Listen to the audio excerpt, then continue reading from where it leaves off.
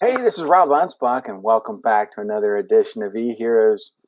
Now, I know a lot of you want to be number one in what you do, and that's great, but you need to have some type of performance coach in back of you to try to kick your butt to be better. So I brought on Tracy Kay, who will help shed some light on how to shift your mindset and get the ball rolling so that you can become number one in your niche. So thank you for Yay. being here. Well, thank you for having me. I'm so excited to be here. It was wonderful. I Now had a you've been doing some really great stuff, and not only the promotions, but some of the stuff that you're putting out. And I was just amazed at the one thing that you shared and how you made $3.3 million in 90 days. yes, I mean, I did. most people, when faced with needing money or wanting more out of their business, can barely even do $10,000 in 90 days. And here you're Yes. taking money from everybody. That's funny. Yeah, so that actually happened uh, when I was an investment advisor for a national bank. And it happened to be the perfect timing. And this is one thing that I talk about a lot with people is that you have to have the urgency, not only for yourself, because of course we have the urgency, right? We want to make the money. We have bills to pay. We have to fix our refrigerator that just died, right? Or pay our mentors or whatever it is, right? Put our kid in Little League. But then you have to have urgency that exists within the customer and then also within the offer. So it has to exist simultaneously in three places. So what happened when I was able to do that was one of the things was that the customers had the urgency because at the time they had a certificate of deposit that was earning 5% and it was going to drastically be reduced automatically. So they wanted to find a new way to keep earning a higher percent. So you need to tap into your niche or your target market and find where they already have that urgency. It can't exist because you force it or make it. It has to be within them already. And then you just get in front of them with your offer and they're going to buy from you. 5%. I mean, I'd be happy to get 5% nowadays. It's like Yeah. you owe the bank just to be able to put your money in. I know. I know. It was an amazing time. So I was blessed to have been in the right place at the right time. But that taught me a lot. I mean, Yeah. I and I look at companies today. I mean, I help a lot of them. Not I think not in your capacity. Mine's a little different. I help them with SEO and social media and copywriting, Mm-hmm. but very rarely do they have urgency Right. until we had this pandemic. And now their whole urgency shifted because now Yeah. it's like, well, I didn't market for all these years, and now Yes. customers aren't calling me. Rob, help us Yeah. with our marketing, and it's like it's too late. You should have thought about this, you know, years Yes. ago. But Mm-hmm. yeah, they just don't think that it's ever going to happen to them. They think that Yes. doing the same thing over and over again is going to continue to get them results. But Mm-hmm. you throw something like a pandemic in the mix and they Yes. panic. No, you're totally right. That has happened to a lot of companies. So some have exploded during the pandemic. And then some, because sales, just even sales itself has shifted in the pandemic, the way people are having the conversations or using social selling, that's completely changed. Mhm. So what worked even 2 or 3 years ago with sales or with even with marketing, it's people, it's not gonna work anymore, right? People are over it. And it happened that quickly, especially because of the pandemic. Because everybody's online now, right? Right. And nobody trusts anybody at this point. Right. Yeah. They're thinking, oh, you're just going to take advantage of me because of the pandemic. No, I'm going to charge you my regular rates.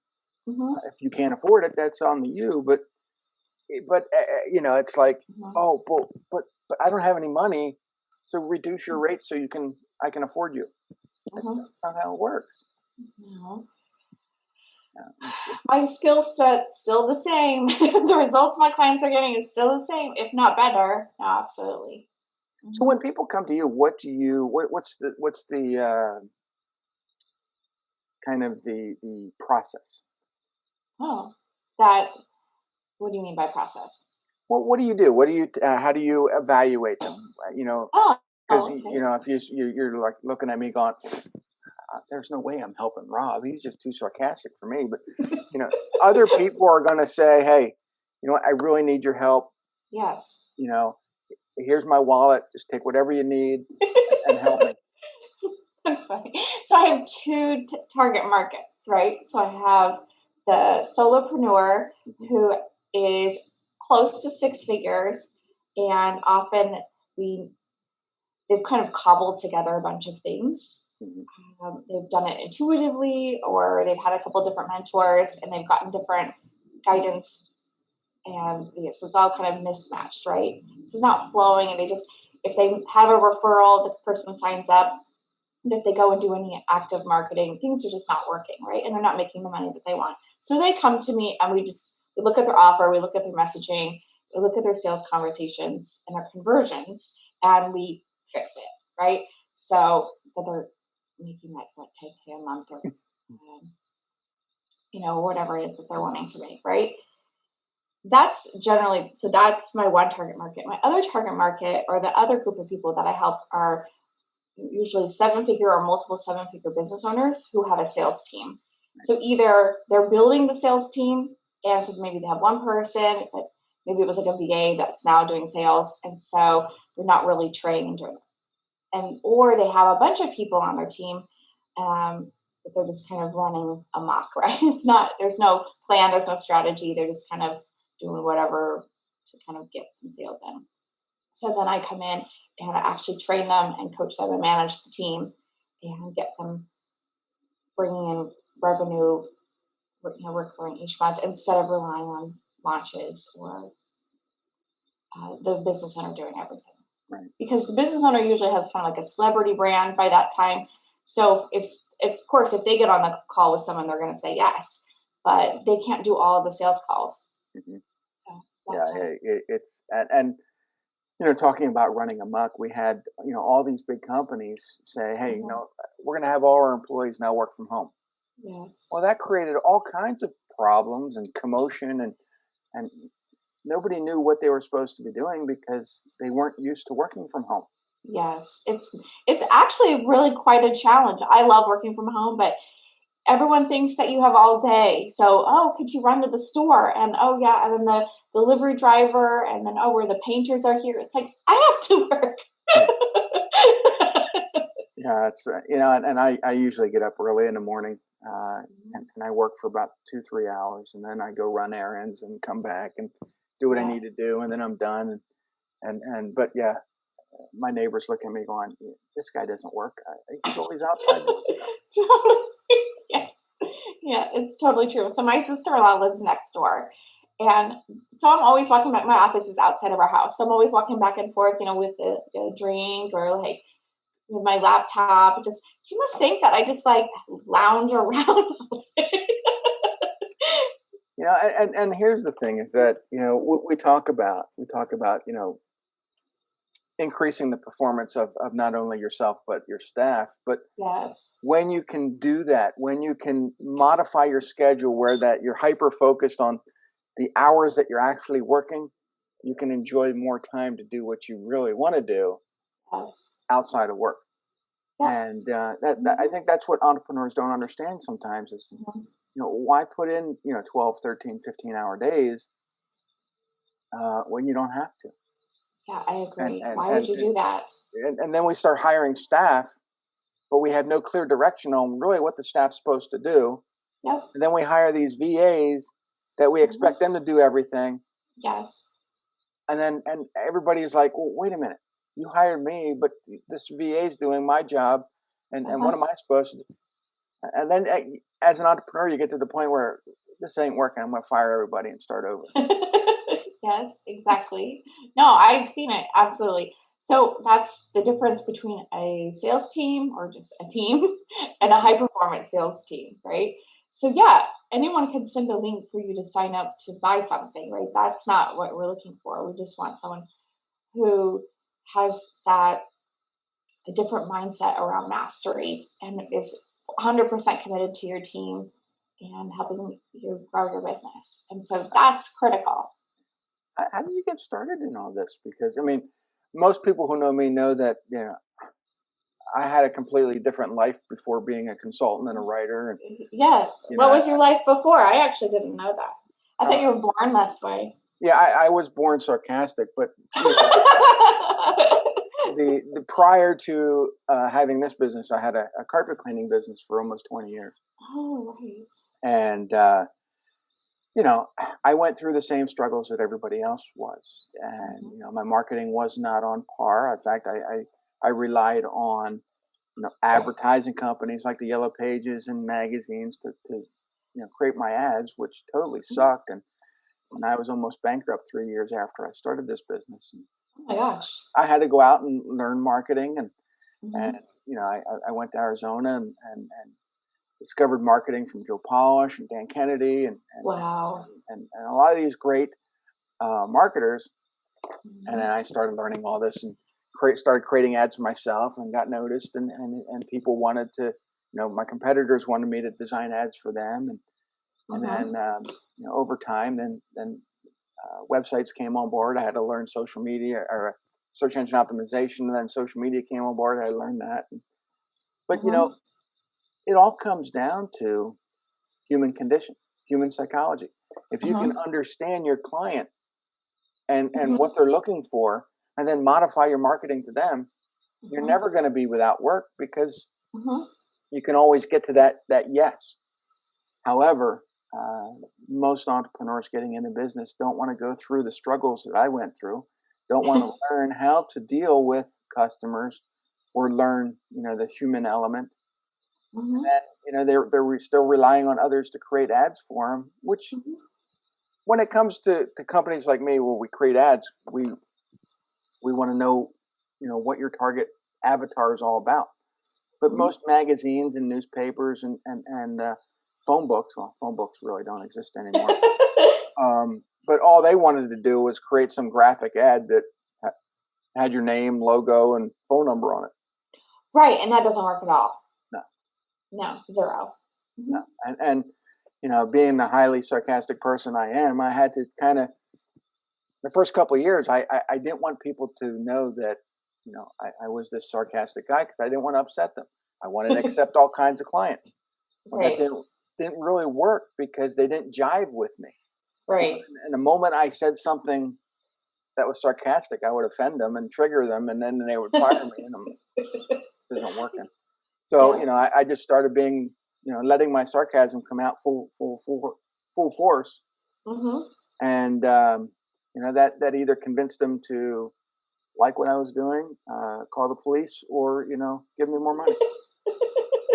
So I you go know for the give me more money part. That's the yeah, best part. it's being kicked out of people's homes when you're trying to clean your carpet wasn't very fun. Oh, yeah.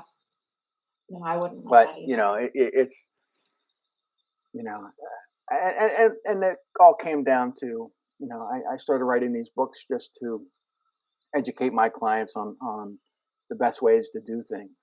Social Yes. media, SEO, life lessons that I've learned going. But the whole Rob versus series was born, just to teach people that you don't have to take crap from anybody anymore. You can be yourself. Yeah. You can have a persona, and they're going to gravitate towards you because of that persona. And Yeah, I think that's true. You're totally right. The more you are yourself, you either repel or attract people. So right. I think they feel safer when you are yourself. They're like, oh, Mhm. then that makes space for me to be myself, right? But how do you work? I mean, when you come across big companies like Coca-Cola Hmm. or Novartis and all Hmm. these corporate companies, Yes. they don't want their employees to be free thinkers. They don't want them to have sarcasm in the marketplace. They just they want all their employees to be more drones. And how does that work? Because honestly, I've seen people get fired because they posted the wrong thing on social media, and that to me that doesn't help the performance of the group. It just demotivates them. Oh, okay. So, well, specifically when I worked with those companies, I was doing different consulting than I'm doing now. Mm. So when I worked with them, I was so I lived in Switzerland and I started my consulting company. And so I was actually helping them with communication training. Nice. So it was language and communication training. So if someone was in middle management and was applying for a new position and they needed to do the interview in English, so not only did their English need to be flawless, but then they needed to be able to present themselves so they would get a promotion. So that's what I was training people to do. And this is before coaching was a field, right? It was like I figured this out from trial and error. And Mm-hmm. that's how I landed those really big clients. And I moved to Europe and I only knew the guy I was dating and his parents. And I didn't know anybody. Like I don't come from a family that's well connected or like famous or anything. So I just moved there. And so I had to figure it out for myself. And there was no business coaching back then. LinkedIn was a job board. Mm-hmm. So I literally drove up into the mountains to a networking event, and there happened to, because it was like a CEO networking event. Luckily that word is the same in English as in German, so I could figure this out, right? And so I went to this networking event, and then I met these amazing CEOs and then their business partners or some team members there, and so that's how I started my business. Wow. And the thing is that effective communication, in any field, I think it helps. It transforms into getting people to understand what it is that you want them to do. Mm-hmm. For me, Yeah, so I only knew sarcasm in one language, and that's English. yeah, it doesn't translate very well. No, I was in Germany, and I tried to be sarcastic with somebody, and they just kind of looked at me like, "Oh my God, another stupid American."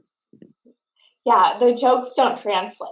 So I was living over there, and I do speak fluent German, but my jokes, they're not funny in German, or or like if I'm telling about a show, because here in the US we talk a lot about, we'll quote TV shows or movies a lot.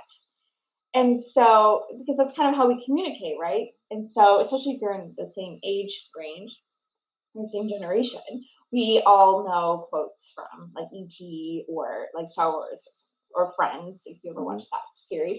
So if you go to another country and you're quoting that out of the blue because it's funny because of the moment, they don't understand what you're doing. Like, why would Yeah, it's and they think that everything in United States is California, so it's like, right, yeah. Or Wild West. yeah, I say, no, I'm from Pennsylvania, and they're like, California? No, it's a different coast. Yeah. There's Yeah. Amish where I live, and they're like, Amish? Yeah. They don't get it. I said, they're just like you. Oh, I'm sure they appreciated that. Now, it's where I live is very, we have a lot of farms here. And when I went to Mhm. Germany, I went to Uh-huh. visit my son who was stationed in Vilseck, which is in Bavaria, and a lot of the farmland just looked very similar to Lancaster County. Wow. So it was really cool, really neat, and I'd like to go back, but Yeah. you know, at this It's point, beautiful. yeah, yeah, it was. I like to travel. Mhm. I've been all over. Fortunately, I'm very fortunate, and if it wasn't for my ability to, get stuff done, to take action and write books and do the things that I do, I Mhm. would have never been able to see Italy and Germany and France and Spain Mhm. and I think that's what it all comes down to is that Yes. in order to be a better entrepreneur, Mhm. and enjoy the finer things in life, we have to be able to learn how to increase what we're doing. Absolutely. And sometimes it's Yes. not it's not about adding more hours to the day or Mhm. even for me it's being hyper focused because some people can't do that. It's Well, about you hiring. really are amazing at that, actually. I would Uh, say that's one of your, like, well, you're so brilliant at that. deep down, I'm a lazy person. And what it is that in order for me to be more lazy, I have to focus my day to get stuff done so that I can maximize that. So when I'm lazy, it's just pure lazy. People Yeah, don't get just it, really lazy. but Yeah, I mean, you're amazing at getting things done. It's unbelievable. So, what is your secret to focus? um, I have a lot of noise in the background. Hmm. You know, Okay. when I was in high school, I sucked at everything. Grammar, nope, didn't like it. Algebra, I was good at math, but really wasn't good at sports. So you would think that some of that would translate, but I always had music playing in the background. Hmm. So with me, it's I keep music, Journey, Queen, Huey Lewis, something playing. Oh yeah, I That just love Queen. I focus on one thing at a time. And there's a lot of people who will say, well, Hmm. Rob, you gotta be able to shift from one thing to the next. And to me, that's too much of a distraction. Hmm. That's you know everybody everybody who works like that has ADD. So I focus, and here's a stack of my notes. I mean, granted, I should get a notepad or something, but I just keep notes. And every day I focus on one thing at a time, and I just go back Hmm. and cross it off. And I have Hmm. ideas. I write them. But let's say this, instead of having focus on 30 clients, every day I focus on one client one Hmm. day, and then the next day the next client, the next day. I get so much Oh, done that way. oh, smart. You Okay. know, um, Okay. So instead of blocking out time, like, okay, for 1 hour it's this client and 1 hour it's this yeah, client, you pump it out and then move on. yeah, because Okay. otherwise you're never going to be fully focused on that one client. Hmm. You can devote one day to that client. You're going to get so much done. You know, Hmm. and and and then there's days where maybe I'm not focusing on any client. I focus on writing, Hmm.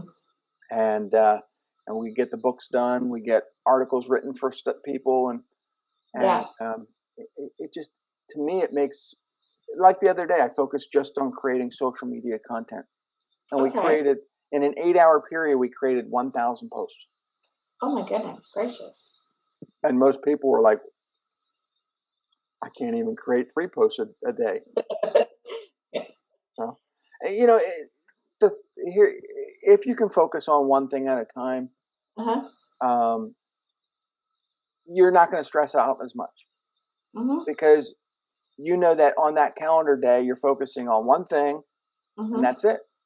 Hmm. If you're trying to focus on Yeah. 8 or 10 things, your stress level Right. is off the charts, because if you forget to do one thing, Yes. so So how long does it take you to write a book? uh, Because your new book is brilliant, by the way. Those of you who are watching this, I don't know if you told anybody about it yet, but it's yeah, coming out and it's good. the new book coming out is Rob versus the Entitled, It's and fantastic. as with all my other Rob versus series, the Rob versus the Scammers, Rob versus the Morons, Rob versus Humanity. I take calls, emails, messages from Facebook, from people that just waste my time, that are just trying to Hmm. scam me, and I take that interaction, and I turn it into a life lesson so that others can learn and not get scammed, or know how to overcome some of this stuff. And it just turned out that I started just sharing stuff, the Visa, MasterCard scammers, and I would share my interaction on Facebook. Yeah, that's how I found you. Yeah, and people were like, well, you need to put that into a book. And I Ah, said, well, I've written all these other books. Is that something that you'd be interested in if I put these yes. together in a book? And they're like, yeah, yeah, yeah. Oh So I no, it's did, and amazing. and the funny thing is the books now write themselves. you know. So Yeah. every day I'm getting interaction from people on the phone or through LinkedIn, and I Mhm. jot down the conversations and share them out, and people are like, wow, this. Oh my gosh, they're brilliant. But Because one what I love about it is that the way you like your kind of quips or like the way you speak back to them Mm-hmm. is like most people wouldn't have the guts to, like, we're thinking that, but we wouldn't maybe have the guts to say that. And so it's fun to see how it plays out because you do want to say that thing. You want them to hang up. So it's funny.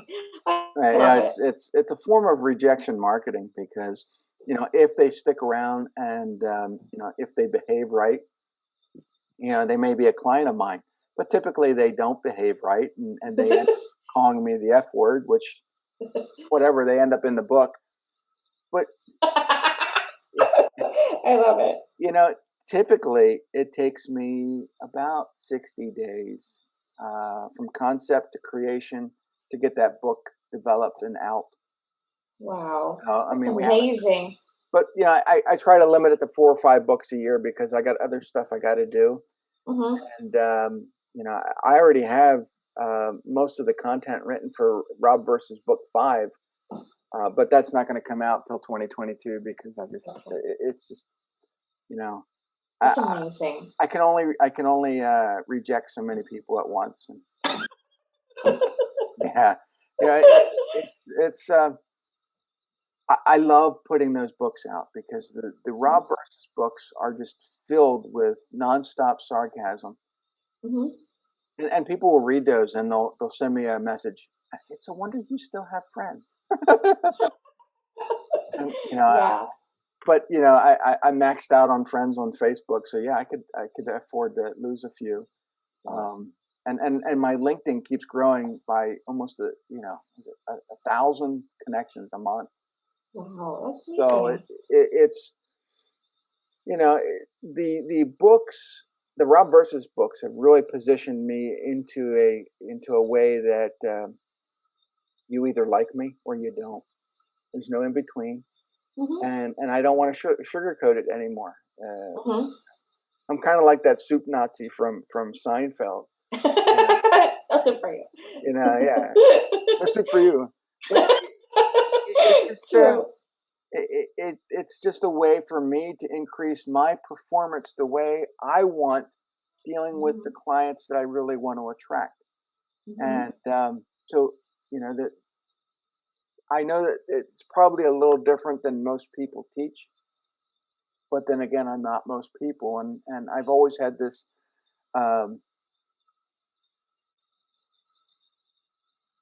way about me that I didn't care what other people thought about me. So Mm-hmm. and maybe that's wrong. I don't know, but I just people were like, "Well, Rob, you shouldn't do things that way. That's not how the rules are. Who wrote the rules? Somebody had to write the rules. Why can't we It, break them?" it's working for you. One of the things though that I love to share with people is when it comes to rules, we as entrepreneurs have this I don't know, this stupid rule that we have to do the work and then invoice the customer. Who says that? Oh yeah, exactly. And I don't do that. and when I first got into business, people were like, "Well, no, Rob, we pay after the fact." No. I said, "After the fact of what? You want to do business with me? Here's my invoice. You pay it, then we get started." Yeah. And they're like, "That's not how you want to do business with me, or what?" Mm-hmm. You know, and I I don't have mind gotten splitting it up. Like I you can do 50% up right, front and but I mean, 50% I've gotten halfway. so many corporations to change their rules to deal with me, Yeah, and that to makes me, sense. that's the ultimate power. It's not that I have a I love power it. trip. It's just that in order for you guys to do business with me, these are my Mm-hmm. rules. These are, these are the things that you have to do Mm-hmm. before that, I'll accept you. Because honestly, I don't want to go do the work and then have you rip me off. Well, I don't want to go do the work and then have to wait 60 or 90 days to make money. I can't tell that to my lighting company or Right. my internet. Sorry. I'm waiting Yeah. on my invoice. Yeah. It's you got I'll be there's got like, to be a trust factor somewhere along the line, and yeah. if they want to hire you, this is what you're going to charge, and they Mm-hmm. have to pay up front. Mm-hmm. But yeah, it's a mind shift that some entrepreneurs just they don't understand. Mm-hmm. It's And true. to me, that's I think that's the hardest thing that some entrepreneurs have to cope with is not only sticking to the guns when it comes to what they're going to charge, but getting paid up front. Yes, I Because agree. most of you aren't a bank. You can't float, money No. for 90 days until you get paid. No, even if you could, I don't want to. No, and I just no. I've heard from so many small business owners, and it's like, well, Rob, we can't afford you right now because we have so many people that owe us money. I said, well, why do they owe you money? Oh, we give them terms. Why do you give them terms? I'm like, why don't they abide by your terms? Well, we gave them 30 days to pay. I said, okay, well, how many of them are, outside of that 30-day window? And they said, well, a lot of them. Yeah, you give someone an inch, they're going to take a yard. You got to rope them back in and get them to pay you faster. Yep.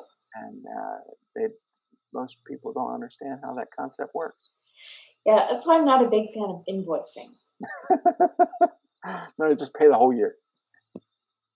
Well, it's just maybe you have a card on file, or you've got to figure out another system, because I've only had to invoice.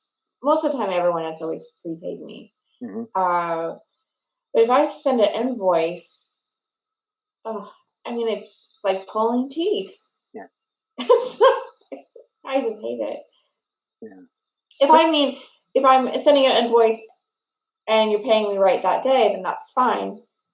I'll just wait until that's just how we pay you, but we'll pay you right now. It's like, that's fine, but I'm not sending an invoice for 30 days. Right.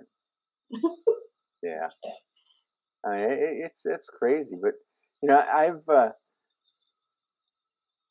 most of all my clients are I deal with the CEO. I deal with one individual, and to me that was the deal breaker. I had to have one contact person that I dealt with at all times. When too many people get into the mix of, hey, Rob, you're going to speak to our whole team.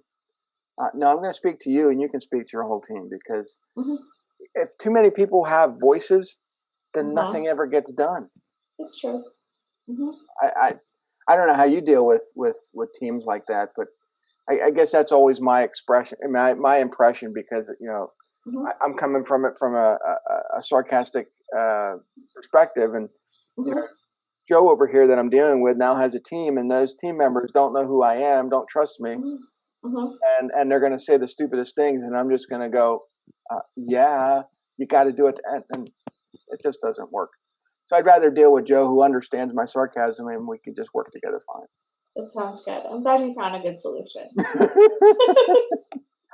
But it doesn't work for everybody. So, how do you deal with a team like that? Well, I'm probably not as sarcastic as you. But yeah, so generally, it's me being the new, so I'm managing the team, right? So they're looking to me for the guidance and support, but I come in a way so that I introduce myself, but it's clear that I'm helping them to get new results, but that I'm also so I'm the leader, but then I'm also there for their support. So it's different than maybe your role where you're doing SEO or you're writing something for the company. It's different because I'm there to improve the results. So that only can be done when everyone's on board and I'm supporting them, coaching them, and helping them to, improve either the language that they're using or focus. A lot of the times the people on the team are amazing. It's just that they don't know what they're supposed to be doing, or they don't have the resources. And so you just have to I say it's like getting the ship turned around and in the right direction, right? Yeah, for me, it would be the beatings will continue until morale improves. That's what we have a sign that says that from the Caribbean. We love that. It's so funny. And so exactly. you can't improve morale if you're constantly beating on people. So it's totally. It's hilarious. I think your way would work better than mine. Probably. That's probably why I do what I do. No, I love it. How do people absolutely love it. Where do they go? So you can go to my website, which is salesreinvention.club, and there's some free downloads for you, some really nice, very content rich downloads. And there's also my contact information. And so I go over my 3.3 million in 90 days. It's like a free report, so you could get that there. And you can find me on Facebook and on LinkedIn under Tracy Kay. I am on Clubhouse. I'm not super active on Instagram. Yeah, me neither. Yeah. Like, I think it's pretty. I really like Instagram. I'd love to do more with it, but I just like to connect with people. I mean, and for me, getting on TikTok, can you see me doing this all day long? No. I can do it. I would pay money for that. Yeah, that's one person. Not going to happen. Yeah, and it won't be a lot of money. So. and Clubhouse, I just haven't really gotten into it. Yeah, I like it. I think it's neat, but I know there's ways to monetize it. I just think it's fun just to connect with people. Yeah, they can connect with me on LinkedIn, and I always follow it up with a nice little video intro, and although I've delivered this intro video, it's a 15-second intro to about 1,500 people so far over the last 45 days or so, and one person felt threatened by the video. I'm like, really, dude, really? How do you even cope with life? I don't know. I don't know. I know. I offend people. I offended some people the other day.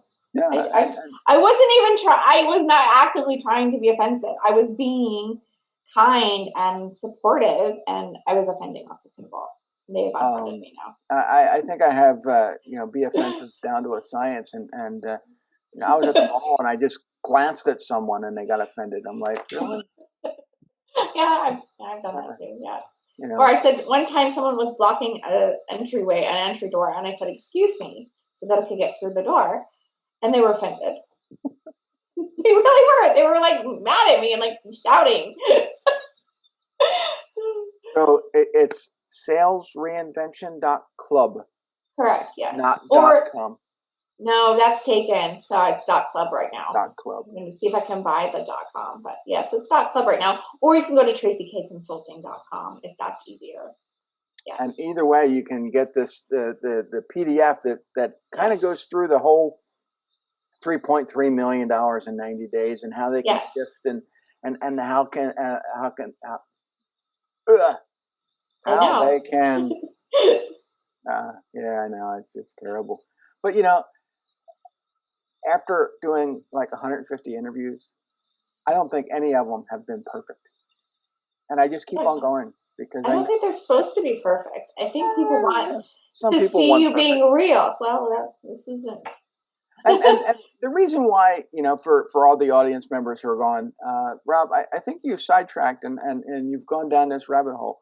Not really, because, everything that we're talking about, whether it be offending people, whether it be, talking about social or any of these other aspects, they all have a purpose when it comes to your performance and dealing with people.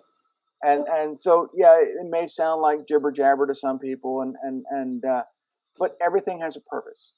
And I want you guys to honestly look at what you're doing, in your sales process, to look at the people that you're employing, and if you have VAs, and look at your system. Can it be improved? If it can be improved, Tracy can help. If it can't be improved, and you know that it can't be improved, then maybe it's time to disassemble everything and start over. Because and I'm not saying quit. I'm just saying there's always solution. Yeah. So most of the time when people come to me, they don't know this, but this is just generally what I've seen from experience, is that there's going to be some sort of a breakup in the experience. So it's with a client or with a team member, it's going to be dramatic. And it always happens because if you have something that's not working, someone has to leave, right? It doesn't necessarily mean firing them. It happens sometimes naturally, right? But I've seen this across the board When people come to me, that's what's going on underneath the surface, and it's about to happen. And I think one of the things I help them with is I support them through this because it's really uncomfortable. No one wants to go through this, but it's necessary for growth. Mhm. And it can be done with love, and it can be done for the best of everybody, because you probably weren't a good match in the first place as an employee or as a client. Because some people take on these clients, like maybe it's a big corporate client and it was really like a big amount of money and you were really excited about it, but then when you really thought about it, or when you started working there or with them, you didn't want to do it anymore. And so, or so you could have taken on a client. That happened to one of my clients recently, and she had to like break up with this client because it was a toxic relationship. Oh, And I've that's been there, not done that. so it's not easy, right? And so that's generally what I notice is when people bring me on, it's like there's something dysfunctional in the team or with your clients or maybe in your own personal life, right? And that's why something is falling apart. And that's so it's not always just like say this and you'll make more money. It's sometimes it's like internal stuff. Yeah. And that's what makes you guys, that's what makes you an e-hero. And I want the audience to go to your website, learn more about you, reinvention.club. Sales Salesreinvention.club, reinvention.club. Yeah. or tracykconsulting.com, and she'll treat you with love and patience and all the things that I will never do. So we'll see you A guys on the little. next video, or the Yay. next episode. So if you're watching Thank this on you. YouTube, let me know. If you're listening on some podcast channel, just drop me a note. Hey, adios. Thank you. So that was fun, right? That was fun. Okay.